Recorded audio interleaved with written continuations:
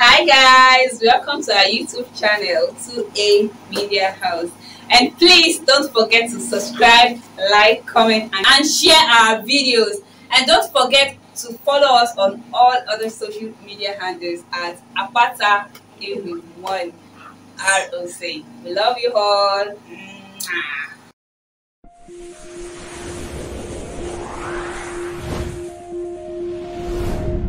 Kindly click like and subscribe to our YouTube channel and press the notification button for more. Thank you.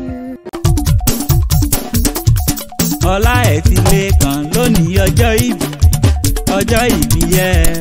Ọlá lè kan máa jó yan fanda. Àpáta dé lónìí ọjọ́ ìbí Àtàndá ewì kí gbẹ́nu dákẹ́ òwúlò jàre. Àtàndá mọ́dún ẹnu mi ẹni lẹ́gẹ́lẹ́gẹ́ olóríire.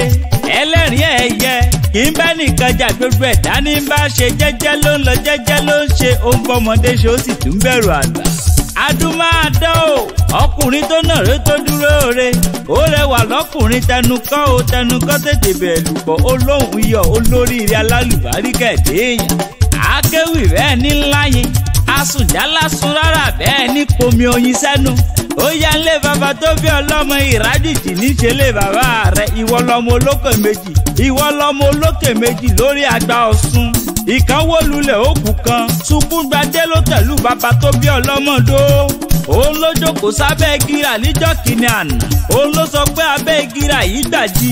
Ohun tó dá mi lójú gidi ni ìlà ọmọ olóbì kan wọ́wọ́ ti rí wọ́. Ọmọ olóbì kan wọ́wọ́ ti rí wọ́.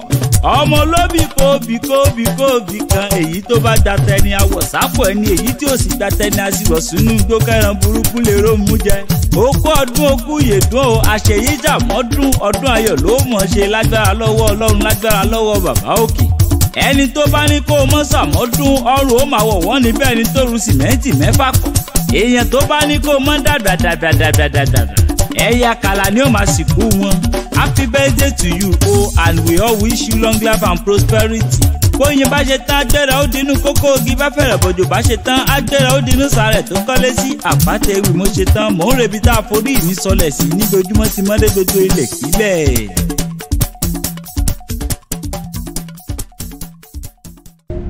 Kindly click like and subscribe